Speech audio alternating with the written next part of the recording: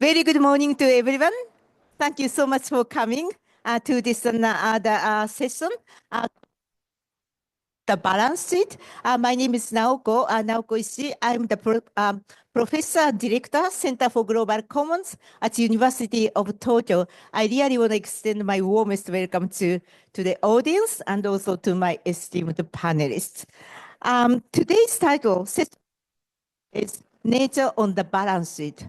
You may be wondering, what does it really mean? And it may not be really familiar phrase, but that may be the reason why we want to have this panel. Let me explain briefly before I go to the panel that what do I mean by nature on the balance sheet. All right, I hope that you got it, the things I have just said. And then the starting point, why we want to talk about nature on the balance sheet is also science. Can you go to the next slide?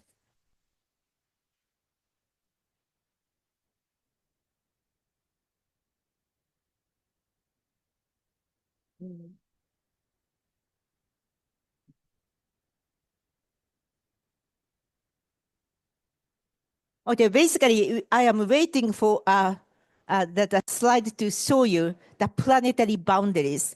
Today, we have a renowned legendary scientist, Carlos Noble, who will speak about Amazon. But before that, I also want to introduce another famous scientist, Johan Rockström, who come up with this brilliant concept of planetary boundaries. Now you said, Johan, a famous Earth system scientist, together with his colleague, the system scientist, to develop this concept of the planetary boundaries. They have observed that there is some kind of strange thing ongoing between natural system and our human system, and they have identified 9 important process and functions which support the stability and resilience of the planetary system. That is the foundation of our prosperity. So that this is the, and they measure where we are against their tipping points, 9 tipping points. And if we are in green, we are still okay. We are in the safe operating zone. But if we are kind of, transgressing that kind of tipping points, that it's going to be the color changed from yellow to red. And this is the latest results of 2024. And you can see 6 out of 9 that the tipping points have been already transgressed. And it's not only the climate change. Climate change is, of course, in red, but there are a few more very important natural systems which has been transgressed. Biodiversity has been red in many, but also recently that and also land system change, and then nitrogen and phosphorus cycle. Then the so-called noble entity, which mostly not only but represented by maybe plastic, which is human developed. That's why it's called novel entity, novel to the Earth system, by the way. And then there is very recently they have also found that water cycle has been also transgressed. Water is not only blue water but also the green water, which is deeply related to this moisture saturation of the on Earth, and that is also deeply related to the climate change and land use change. So what does it really tell us? We are in the collision course with natural system. Unless we change our current economic system, we will be in the deep trouble anytime very soon. So it's not maybe we couldn't wait until 2050. Some vital action is needed to change the trajectory.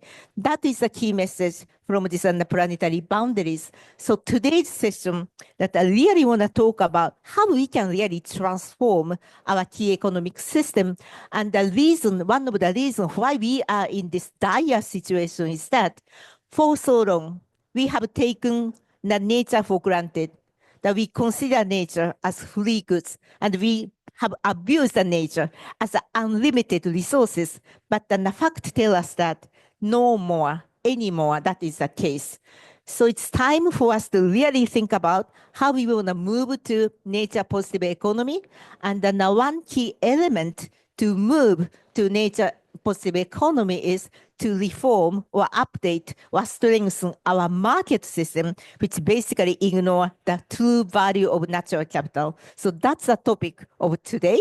And then when I say the nature on the balance sheet, I usually get a very suspicious or kind of a not comfortable reaction from the market system people. They think that the market system has been with us for so long, it cannot be changed. That's one reaction, but also very negative reaction or kind of scary, suspicious reaction from nature lovers, but also indigenous people, because they also think nature is priceless. So we can put the monetary value of the nature. But my point is that unless we find some way to put the value on nature and make sure our economic decision making can take account of the full value of natural capital, we continue to erode the natural system.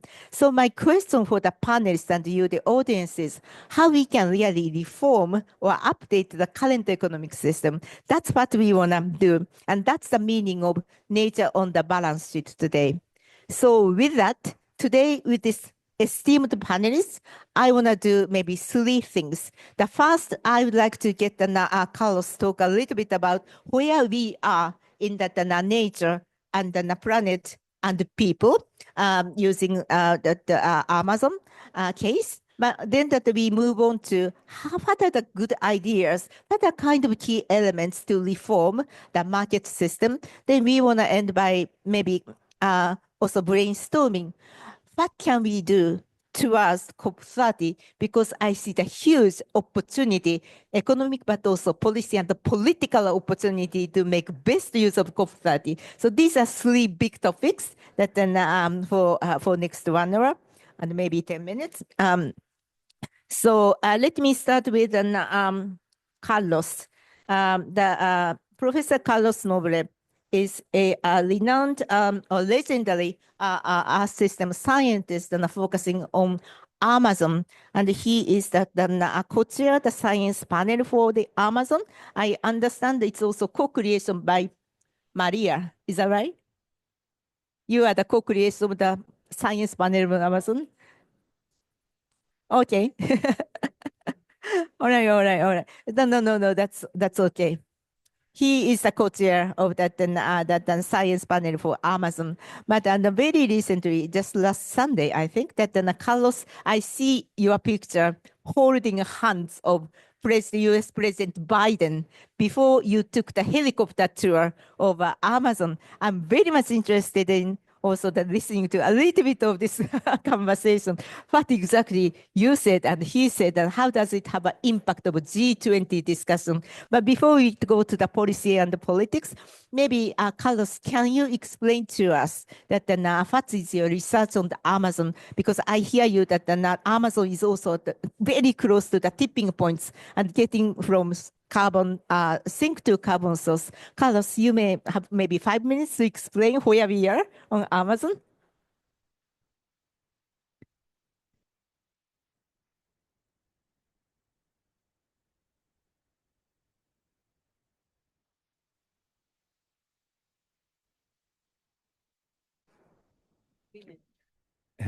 Good morning to all. Naoko, my friend for many, many years, since she was the beautiful director of Global Environment Facility.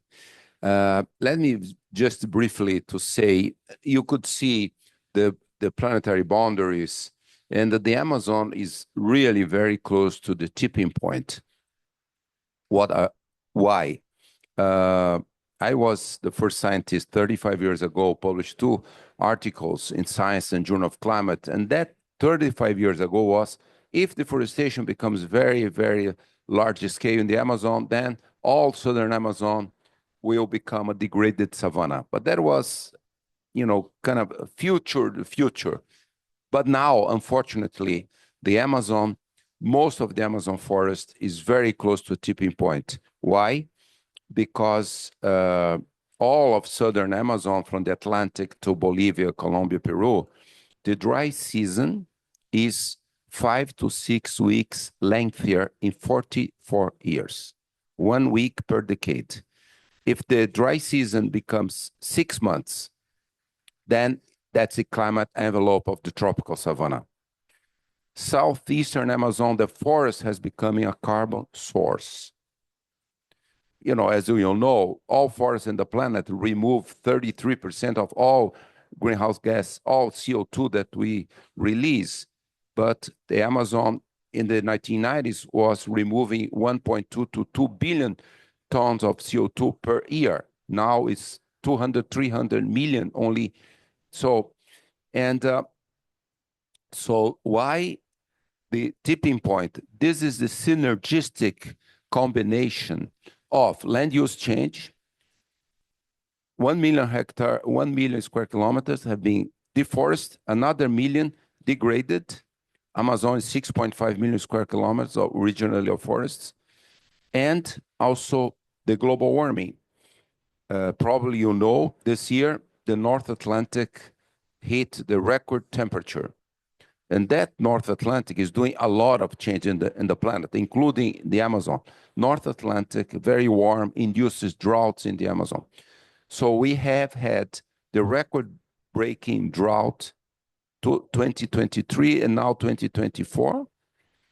And so this is the synergistic combination, because when you degrade the forest, pasture, for instance, 90% of first deforestation in the Amazon is for cattle ranches. So now you're talking also about the economics, the markets, why we are increasing consumption of beef like crazy in the world. That's happening. And that's, you know, the degraded pasture recycles only 1/3, 1/4 of the water that the forest recycles. Forest evolved tens of millions of years, very efficient recycling of water. And this is an important ecosystem service, because out of the water vapor coming from the Atlantic Ocean, about 50% comes south of the Amazon forest, we call aerial rivers, and that really feed all the rainfall systems in most of South America. So all those things are being affected. Severe droughts due to global warming, 2005, 2010, 2015, 16, 2023, 24, that's a record-breaking drought. So this synergistic combination, global warming and the land use change, deforestation, degradation, is putting the Amazon very, very close to the tipping point. So if we, you know, unfortunately, as you know, we have been 16, 17 months, the temperature for the first time in 120,000 years, we reach 1.5 degrees. I hope this COP realize that we are really in a, you know, in the emergency for the whole planet. There are more than 25 tipping points. The Amazon is one of them. So if we reach 2.5 degrees, then we reach the tipping point of the Amazon. So, you know, I just want to say, we really have to stop deforestation, degradation, fires, but also we have not to let the planet warm to 2.5 degrees. Just let me say, you know, last Sunday I spent half an hour with President Biden flying in a helicopter over these areas. And I showed President Biden the record-breaking drought in all those rivers, Amazon River, Negro River.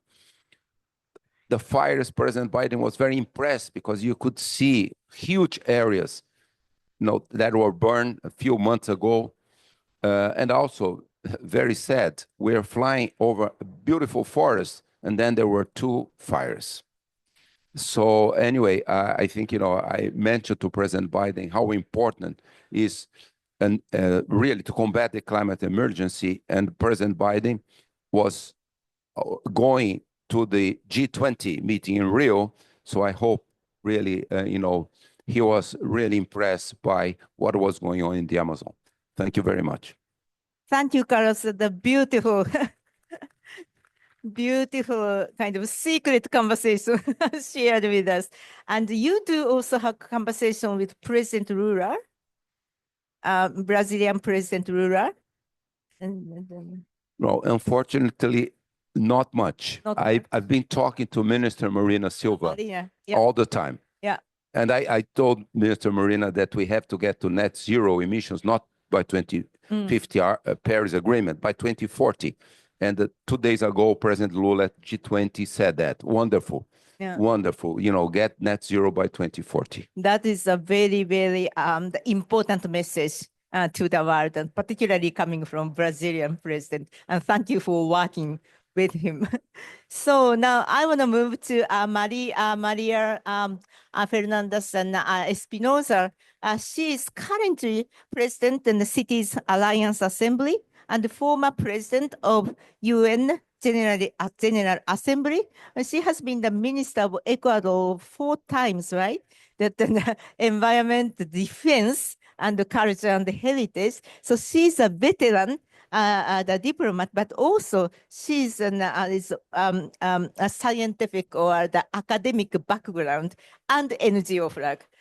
And you call that we consider you as a kind of multilateralist who clearly try to hold this spirit of multilateralism. So thank you for your contribution so far. So Maria, my question for you is that you have been in this space for quite long, and you may see that finally nature conversation is getting into the climate conversation, but that it's a very good news. At the same time, geopolitical situation doesn't necessarily help us moving very fast. So what would be your observation, and if you have any advice to this community, how we can advance this nature agenda? So could you please share with us your thought? Thank you, Naoko, for this invitation. Thank you to the government of Japan and the co-panelists. And I'm very happy that my first speaking engagement this morning is during Gender Day at COP. And I'm very happy to share this panel with Rocio Sanz as well. This is the day for women, which should be every day at COP because we are half of the world's population. And I really hope that today we will come out with a very strong gender and climate decision that we're so much awaiting for. So when we hear Professor Nobre, I think we have gone a long way in terms of the narrative, in terms of the science. Now, I remember the first COPs, nature was not part of the equation. Now it's very common to speak about nature-based solutions to the climate crisis. Nature is part of the equation, of course, and I think that the title of this conversation is already very telling, you know, to have nature on the balance sheet. But I think it goes beyond that, putting a price tag on nature, which, you know, we have many methods, many instruments, both financial, economic, even qualitative instruments to value nature in the way it should be valued because it's our life supporting system. And I would like to make perhaps 3 comments. You said, what are the avenues? And the first comment is that we need to overcome the silo approach to policy and regulation. And when you sit in the government space and you see how much reporting you have to do on everything, how many environmental conventions you have to abide with, it really doesn't help. We need a systemic approach. We need an Earth system approach to regulation and policy and accountability too. And I really like this initiative of the 3 presidency, the Troika of COP29, speaking about the Rio Trio. The Rio Trio, meaning bringing the 3 conventions together, finding the common denominators and helping countries to report in a more holistic, a system-wise way, but not only in the reporting part, but also in the planning, in the investing part, in the strategy setting for countries. This is the only way that a just transition is going to take place. And I think that if you look at biodiversity and wetlands and desertification and climate and all of that, basically, I think the big challenge we have ahead of us is to embrace complexity, to reflect the complexity of nature and biodiversity when we are designing the policy, the regulation. And for that, it's easy. We need to follow the science. We need to follow Professor Nobre. That's in a nutshell. And the other issue is that we also need to apply the principle of subsidiarity and inclusivity when we think about governance designs. Subsidiarity meaning, whatever we decide has to be in consultation, in deep listening with the local communities, with the people on the ground. So it has to be a double exercise, a top-down approach in terms of the global regulation, but also, and most importantly, a bottom-up approach, an interconnection of policy and in the real needs of people in terms of the livelihoods, but also the needs of nature. I come from a country that has a constitution, and I'm very proud to say that I was part of that drafting of the Constitution of Ecuador that recognizes rights to nature. And I think nature has intrinsic value and has rights. And I think it all starts by understanding that. And just perhaps a final call, if you allow me, Naoko. I've been coming from the green zone to the blue zone and to the negotiation rooms. I'm part of the advisory committee of COP29, and I see a great cognitive dissonance. What happens here, it's the ideas, the science, the knowledge, the good practices at the local level, and what happens in the negotiations rooms is extremely tough. So I would really, I really make a call to our leaders, to our decision makers, to say we need to deliver in this COP. This is called the Enabling the Finance COP, and we really need, a strong voice. We need an NCQG that connects with the reality of the climate crisis of today. We really need some more resources in the loss and damage fund. We need a strong GST mitigation outcome in this COP. So my overall ask and plea would be to decision makers and leaders that we need to deliver in this COP. The world is watching, but more importantly, people are dying on the ground. I live in Spain. We saw what happened in Valencia a few weeks ago. We are seeing our forests. I come from an Amazonian country myself, from Ecuador. Ecuador now is undergoing 10 hours of energy cuts per day because of drought. We went very smart into hydroelectricity very quickly, using our water and rivers, and now we are facing an energy shortage that is completely hurting our economies and the life of Ecuadorians. So, a big call to act decisively for a strong outcome in this COP, with a gender perspective, of course, honoring us, 50% plus of the world's population. Thank you again, Naoko. Thank you to the government of Japan, and over to you. Beautifully said, Maria. It's very, very kind of inspirational to hear that. And it's a wonderful segue to next speaker, Mr. Matsuzawa, Vice Minister. You are the decision maker and you are the leader, and you hear the call of how to dismantle siloed, how to connect from local to global, and how to make it happen, or transition from this very vibrant discussion of the blue zone, green zone to that negotiation room. So, Mr. Matsuzawa, the floor is yours. And you also got, Japanese government has launched our biodiversity strategy last year. You could also explain a little bit about it. Thank you.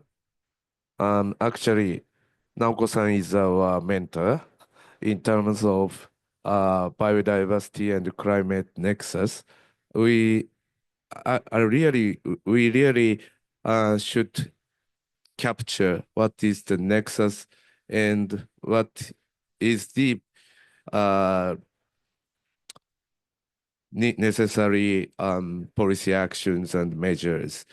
That is our thought, all days, everyday thought. Yes, and it matters. Regarding the valuing nature, as a first step of the government of Japan, we published Nature Positive Economy Transition Strategy in this April. The Ministry of Environment took a lead, but Ministry of Agriculture, Fishery and Forestry, Ministry of Economy, Trade and Industry, and Ministry of Infrastructure, Land, Infrastructure, and Transport and Tourism. All relevant ministries together elaborated our ideas. What is the policy actions? What we would like to request the corporate. And this strategy, if I try to explain one phrase,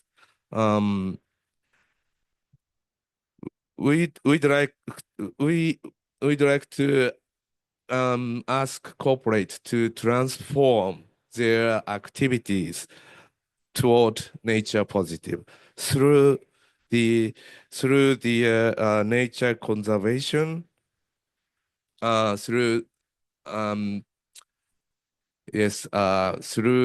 the corporate understand nature conservation is a materiality of corporate actions, and corporate minimize the nature negative impact by their corporate actions, and maximize the contribution to biodiversity and nature conservation. This is the narrative of the strategy, the first step. And we'd like to engage the feedbacks from the market and corporate industry sectors. So our exercise is in the stage of only the first stage. And regarding the silo, we understand we have a big silo between climate talks, biodiversity talks, and other pollution areas, every silo. And people don't like to cooperate or collaborate. And many of my colleagues from other countries really understand this is the problem. And UNEA 6, I think this year's March, Japan, together with other countries, proposed the synergetic approach, resolution on synergetic approach for tackling the triple environment crisis. And luckily, this resolution is adopted in UNEA 6. And I observed that COP16 in Cali, very quickly, the parties capture this breaking silo or synergies approach, and Cali decision correctly capture the synergetic approach between biodiversity and climate. And finally, during COP16, I met the mayor of Cali City, and he clearly said there is no difference between climate climate actions and biodiversity conservation and pollution controls. He said those are interlinked, and as a mayor of city, city should address these three crises in a synergetic manner. So I think policymakers in the national level should talk very closely with the subnational level actors. With that, I finished. Thank you, Naoko-san. Yeah, thank you, Vice Minister. I'm smiling, and that Maria is also smiling. You are the president of the City Alliance. And when I was with the GF, I launched the Sustainable City program because we believe in the city is the best place to dismantle this ministerial silo and also linking up the local voice to the policy level. So thank you so much for your sharing that story. And you also mentioned that your expectation on the private sector. It's a good segue to next two speakers, that then who is Nakamura-san and also Rocio. And maybe I will start with Nakamura-san, if it's okay. And Nakamura-san is the president of Brazil Ajinomoto, or Ajinomoto Brazil, that the largest and could we say food company? Or maybe not. But anyway, that the Ajinomoto is one of the largest food-related company, and they are globally operated. They use a lot of natural capital in their operation, and in Brazil. So I really would like to hear from you what you have been doing in Brazil with this environment, and what are the kind of success cases. So please, Yes. Nakamura-san. Yes, thank you very much for inviting me. I'm from Ajinomoto, Brazil. Let me introduce our company's sustainability activities. Ajinomoto company was established in 1909 in Japan. Have around 10 billion US dollar revenue and 35,000 employees globally. And our business is two major categories: food products and biofine chemical products. Both are based on amino acid technology. Ajinomoto Brazil was founded in 1956. Now we have 3,000 employees, 4 plants, and 1 head office in São Paulo state.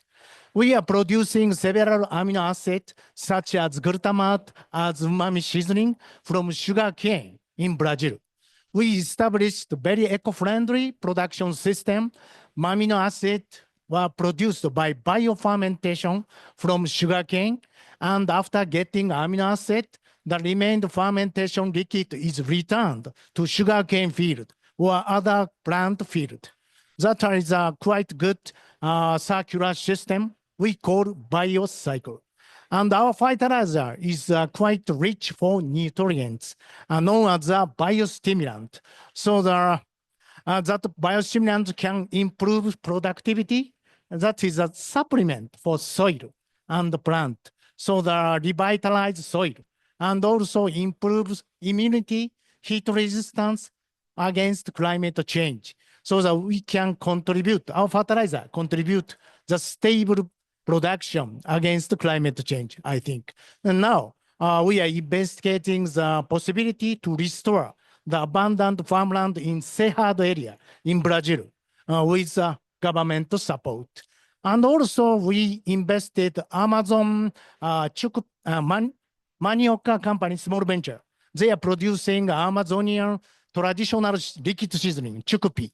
So that we are thinking to expand that business while supporting small farmers in Amazon. And finally, I'd like to introduce our innovative amino acid supplement for cattle feeding. That name is AgiPro-L, Lysine amino acid supplement for cattle feeding. That can improve productivity of milk or meat, but also reduce greenhouse gas emission.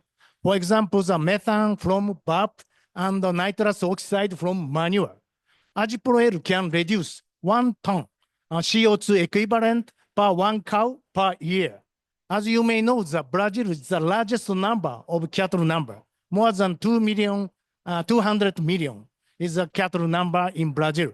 so that we will start the field test of AjiPro-L with several big companies in Brazil, so that we are expecting the good results announcement for next COP Brazil, Benin. Thank you very much.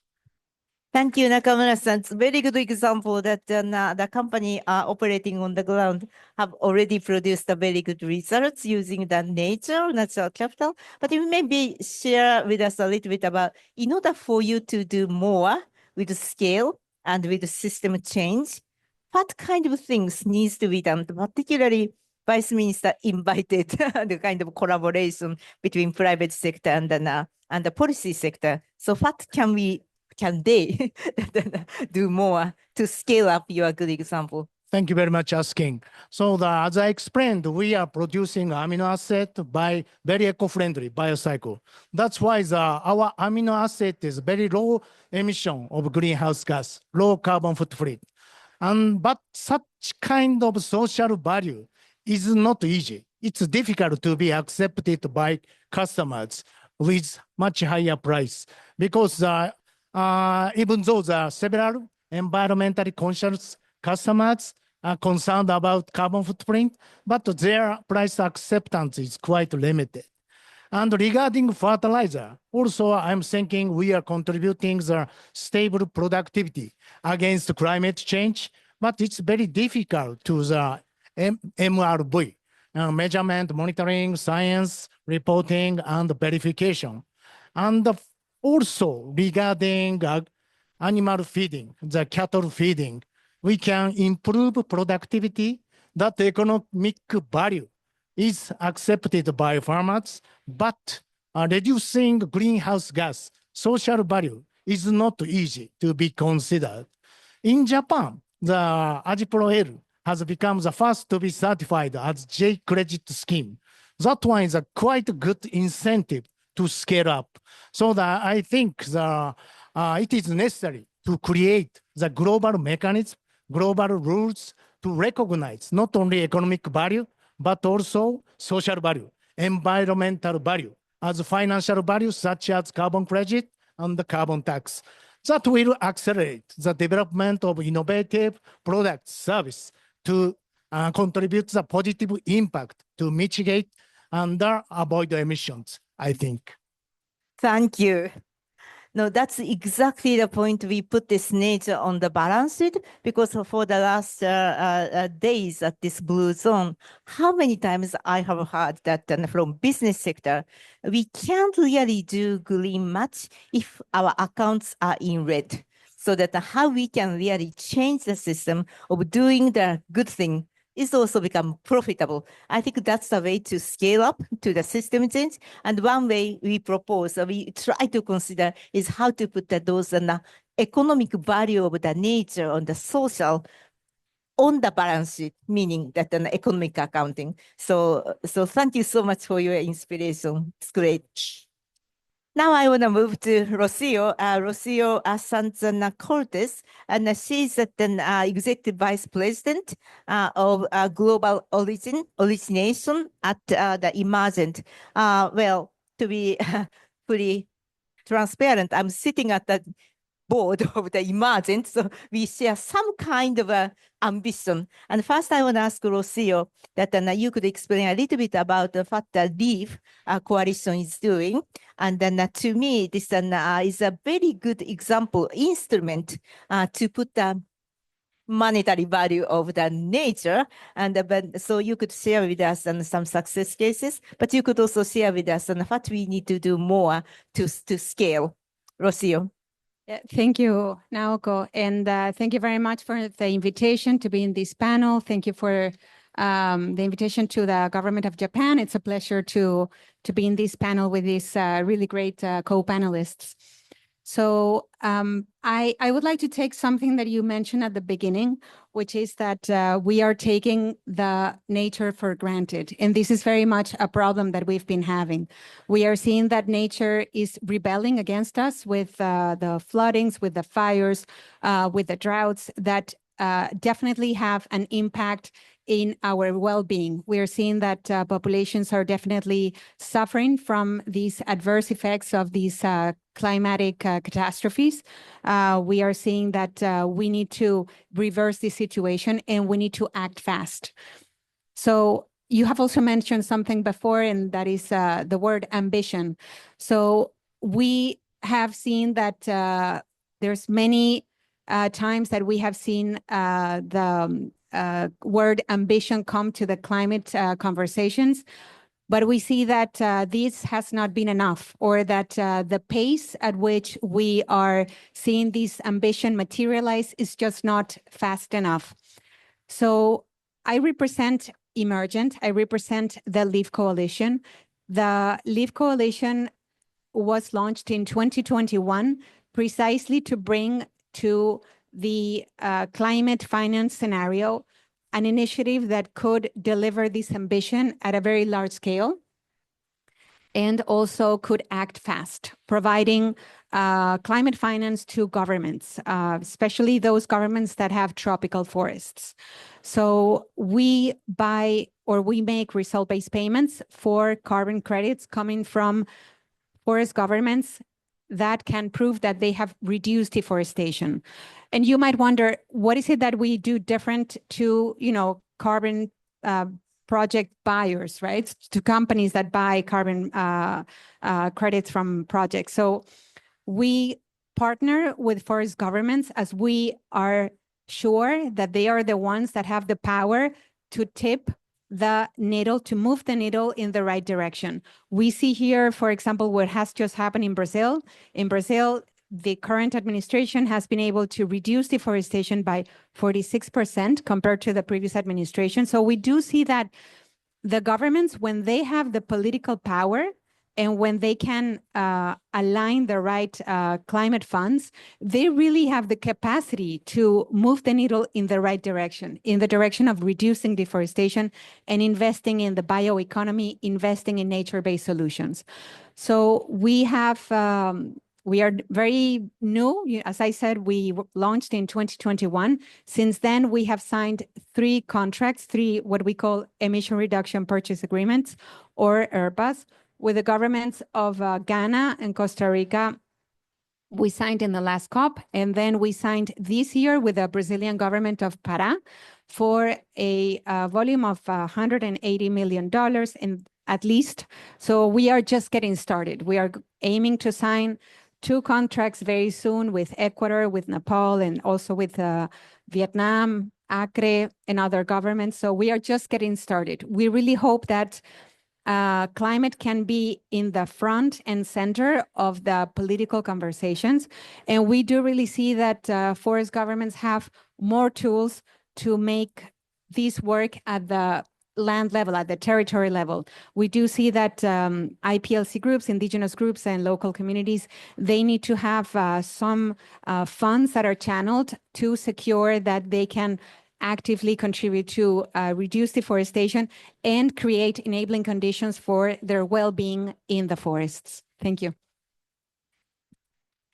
Beautiful. Lucille, thank you so much for explaining LEAF Coalition so well to the audience. It's always a challenge, and also your insights to how to scale up. Thank you. Now I want to go to this end of the arc, and he represents youth. And the Yuichi Tsuchibuchi is a actually doctoral candidate of the Graduate School of Frontier Science at University of Tokyo. And he's actually the research interest is, you can explain a little bit about degrowth, well-being, welfare, feminism, and social and environmental justice. This conversation is so well related to all of the conversation we have now. So Yuichi, if you now listen to those world-renowned either diplomat, the scientists, the business people, what's your take, and how does it really, may have an input to your ongoing research? First of all, I would like to start with the gratitude for giving me opportunity to share my thought and reflection from the conversation we just had. So first of all, it is clear that our economic system operates in the language of money. So in this context, the idea that putting nature on balance sheet can be like transformative because that way we can make invisible non-market values visible in decision-making processes. And this could also help enhance the accountability and also care for nature. But at the same time, I was also like wondering like how we can actually translate non-market values such as like ancient values or like indigenous value into like monetary terms. Because as Naoko Sensei also mentioned at the beginning, you know, some people simply refuse to reduce their value in like monetary form. So this is something I personally want to explore. And also like another thing I would like to highlight is that if we all agree that the root cause of the environmental crisis lies in the belief that humans are separate from nature and humans are superior to nature. In order to address these challenges, we also need to work on the way we relate to nature. And I think that's where ontological shift will be necessary. And for example, like there's a Buddhist economy that basically says that how our emotion and also how our value system also affect the way we operate our business. So I think reconnecting with nature also requires not only inventing accounting system, but also transform the way we the view we see, the way we like relate to our nature. So that's something I personally want to explore with other panelists. And I think in order to make those challenges, I think like one of the changes we need to make is to redesign like our education system, which is predominantly like westernized, you know, like with the assumption that can also like somehow reinforce that the idea that humans can control nature. So I would like to personally want to hear from other panelists, like how education system can evolve in order to help us to rethink the way we relate to nature. Thank you very much. Very provocative remarks and the challenge us with those and the points. So I actually want to go back to each of panels. So there are a few important questions that how can we really kind of make the invisible value to visible, and to be well also honest with you and with the audience. It's much easier to put the monetary value of payment for ecosystem services. However, the real challenge is there are values who are not really a ecosystem services. It's more like an intrinsic value. How can we put a value of standing forest? It's easy to put a value of the timber forest, a forest which could be, produced and go to the market. But the real challenge is that how to put an economic value of those standing forests or swimming fish in current. And this is a kind of things we have been quite struggling. So that's one question I am also trying to figure out. Maybe I should have also mentioned that these days, and I have kind of tried to coordinate some Japanese business leaders and policymakers also together with international the leaders to how to put the nature on the balance sheet. And the one challenging part is that can we really value this intrinsic value and to bring it to the balance sheet or not? Maybe not entirely possible, but there may be some good way to at least show the value in the balance sheet in this case, and to put the economic value on the decision making. And then that's something Nakamura-san also mentioned, that it's not currently not accepted by the market, and it become a little bit of the blockage for business people to go to scale. So that's one question that I myself with my team quite struggling. So that's one thing, and I would like to hear from you. Another thing you mentioned, I forgot that the education system. Well, I have to admit, and that is also very important. I very much agree with you. The current education system in Japan, particularly maybe our university, is not really up to the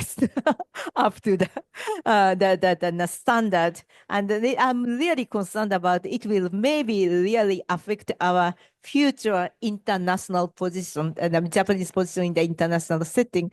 But maybe you could also share with that some good way of educating youth, but maybe also the entire society. So with that, I would like to maybe to ask anybody, and also anybody to any remarks already made and the first round. Carlos, you look very serious, so that you may have a lot of opinions. Yes, unfortunately, as you know, I have to move to another meeting in a few minutes.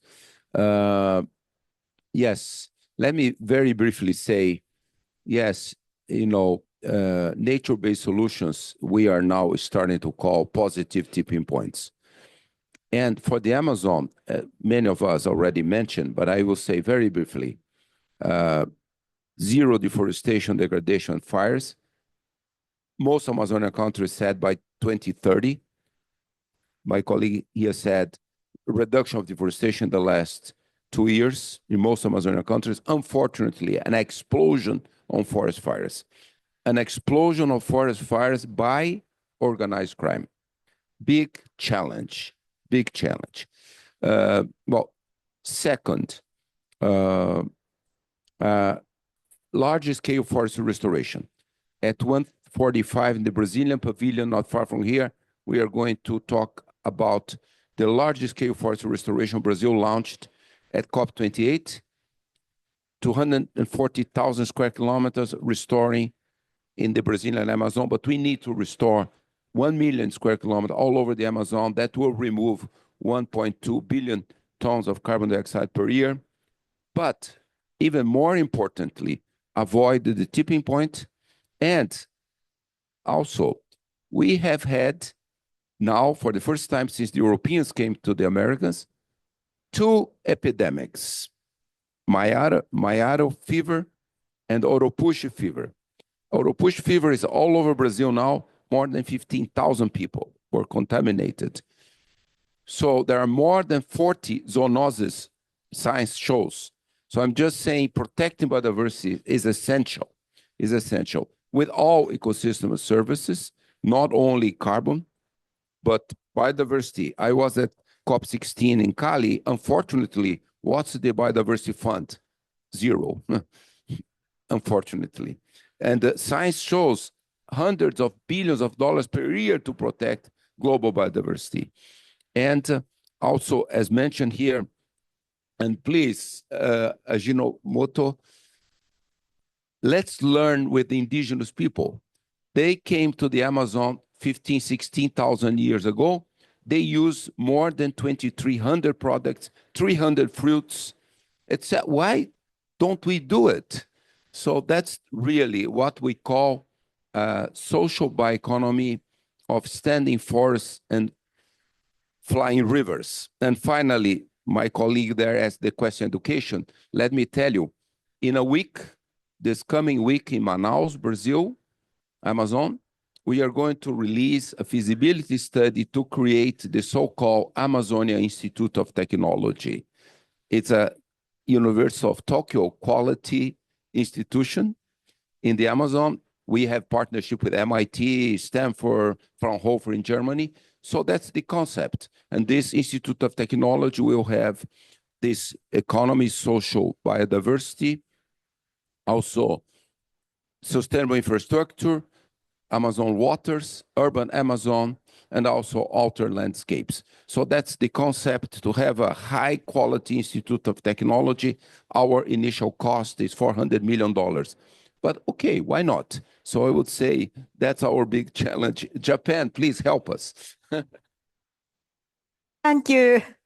It's really a great invitation to all of us. And I know you have to leave in a few minutes.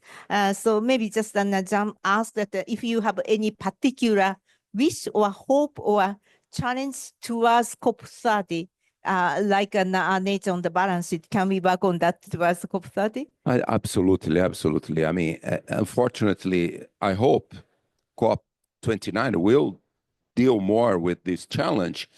As I said, I mean, science is still trying to say, but let's say 1.5 degrees continues 2025, and then science may say we reached 1.5. If that happens, and we keep the Paris Agreement, 43% reduction by 2030, very difficult, but even if we keep, but only net zero in 2050, we are going to reach 2.5 in 2050. That will be more than 50% of all tipping points, permafrost, Amazon forest, extinction of all coral reefs, etc., etc., etc. So that's why I hope COP29 will do, but for sure, COP30 has to be very important in finding solutions to combat the climate emergency completely, but also to protect biodiversity. Thank you so much, Carlos. Now, anytime you could. Yes.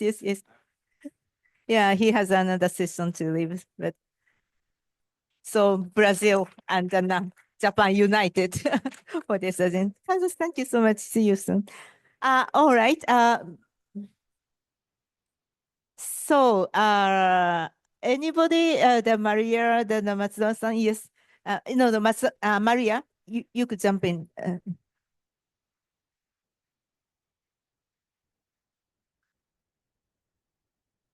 I invite you to be ahead of you. Well, I think sometimes I think about more than 20 years in the climate space, I say we have the evidence, we have the knowledge and the science, we have the technologies to build the low carbon economies and societies. And yet we are meeting for the 29th time and emissions continue to grow. So what is wrong? And I think that what is fundamentally wrong is that when we negotiate climate, we are negotiating our lifestyles in our right to development, speaking from the perspective of a developing country. And that makes it very difficult. I think that the payment for ecological services is a good alternative, but cannot go alone. It's good, but not good enough in a way. And we have several methodologies for multivariable valuation of nature that encompass intrinsic value of nature. I remember this effort when I was working for IUCN on, for example, the importance of sacred sites for indigenous peoples and local communities.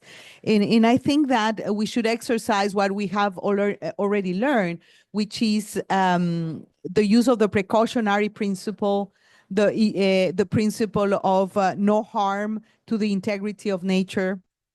And in the issue of compensation, I know that some countries are very afraid of thinking about compensation. And I'm saying this because I was leading a historical project that did not work, called the Yasuni ITT initiative, for compensation mechanisms.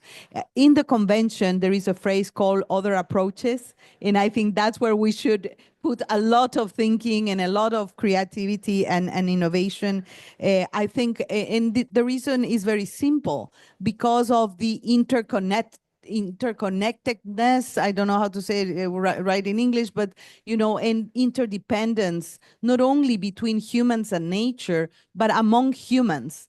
If environmental degradation and pollution and extinction happen in one place, it's going to hurt people in a different place. So we really need the principle of co-responsibility to be fully deployed. And the issue of multiple epistemologies, as Professor Nobre said, we really need to learn from other epistemologies. Western science, yes, very good, very important, but also, these people that have lived for thousands of years, keeping the integrity, of nature and healthy ecosystems for hundreds and hundreds of years. So the challenge is huge, but also the money is important. So let's hope that we will walk out Baku with something concrete to tell the world and to tell to the most vulnerable countries and communities, including the urban poor and the 1 billion people living in slums. And of course, women, don't forget, women get, by the way, just a little ad here, but women from the overall climate finance, women get 2% of the overall 2%. And we are half of the world's population. So there's also a great challenge ahead of us. So thank you again. Thank you, Maria. Actually, I and Maria share this or the team to write a global water report, global economics water report, and we propose a just water partnership. The idea is water also has a various value, and it actually means to the quite different things to the diverse and stakeholders. So what would be really the just? What just means, and what kind of good mechanism to create a kind of governing mechanism and also the payment. And so that's a kind of, as you said, it's a kind of continuous challenge, but we shouldn't really stop thinking about it. I think that somebody said that we should embrace the complexity. I think that's exactly where we are. So it's very, very important thing. So thank you, Maria, bringing it. Matsuzawa-san, you could tell us a lot about the way forward. Thank you. Regarding the how to value forest and other nature, Ministry of Environment Japan now is conducting the on the ground based research in Japan, some area. We try to value the forest as a water resource. And currently we identify there is at least two values, corporate value and value for society, particularly local society. And I think we should incorporate those different values.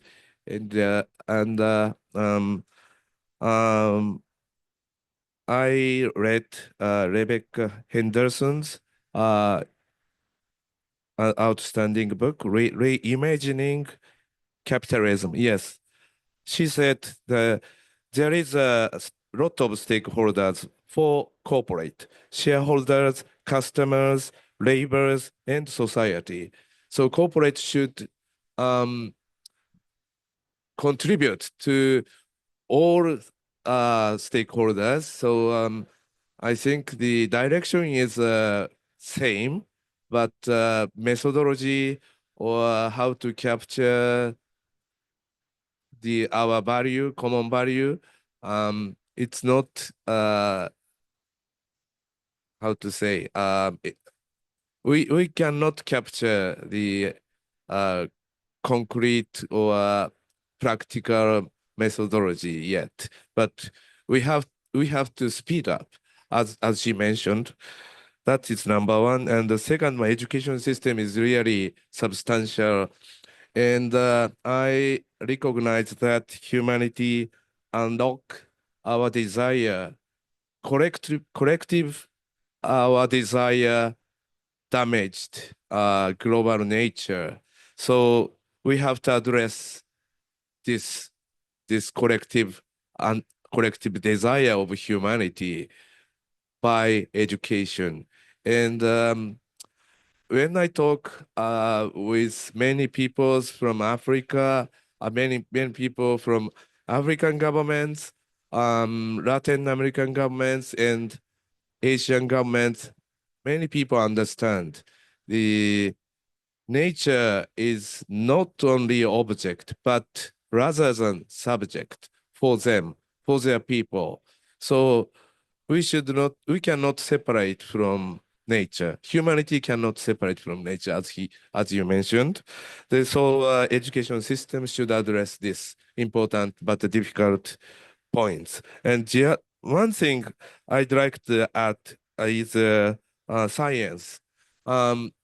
Science cannot really educate ordinary people on how to understand the huge nature, such as Amazon or permafrost or ocean, etc.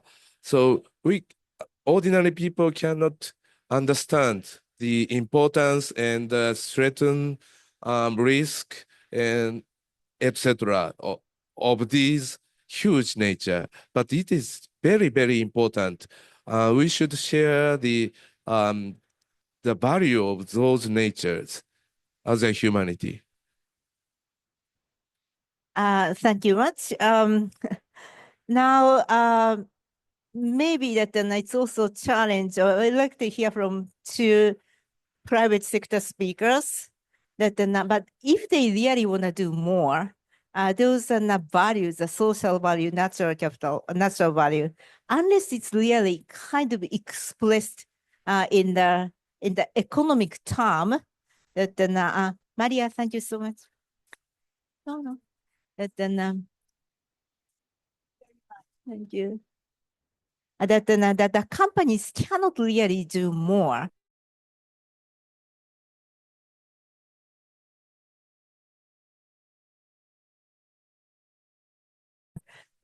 In the economic term on the balance sheet. And actually, you said that it just goes beyond accounting, but how can we change the accounting rules so that nature could be on the balance sheet?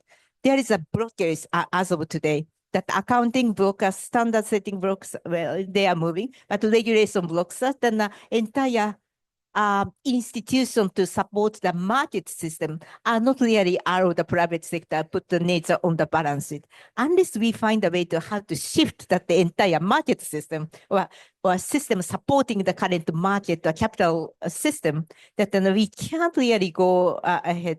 I also read Rebecca Anderson's and Henderson's book, but she doesn't really go to too much of detail to how to change those market infrastructure, so that she raised an important question, but she doesn't really provide the practical way forward. And this kind of initiative, I just put it, is really trying to go much deeper to how to reform the market system. So that's a little bit of my the ambition behind this session. So maybe Rocio and Nakamura-san, that from private sector, what you need to do more from government, and also what would be your ambition towards COP30 together with the government? So I think we are seeing more and more initiatives on the ground that provide finance to promote nature-based solutions, and we should continue to see more. I think what we need to do is to supercharge the climate finance sector and also the biodiversity conservation finance sector. This is going to be imperative. It's going to be critical for the years to come. I think we need to realize that if we do not invest in nature solutions, we're going to have to pay a big ticket for it. We're going to pay a big ticket in the form of the catastrophe in emergency response, like we have seen, for example, in Spain with the floodings, or in Brazil with the forest fires, or for example, in Ecuador, because of the drought, they don't have power in their dams. So one way or another, we will have to pay for that. So it is better to pay upfront in the form of nature-based solutions that protect our well-being, and also the well-being, of course, of the communities that live in the territory. I will give you an example. I was speaking yesterday with our colleagues from the government of Burkina Faso. Burkina Faso has been able to attract a lot of investments for different sectors. So they were saying that they would attract, that they have attracted investments for the forest sector through, potentially the sale of the carbon credits, but also for the sequestration of carbon in the soil through the agricultural investments. So I think that's the way to go ahead, to attract investments for agriculture, also for forests, and also for other productive activities that could spur positive investments in nature-based solutions. Thank you, Rocio. We have 3 minutes left, so maybe 2 minutes, Nakamura-san, and 1 minute for Yuichi, and I will conclude. As I commented, for example, the innovative technology and the products can positively restore the natural capital, and also maximize positive impacts for the climate change mitigation and adaptation.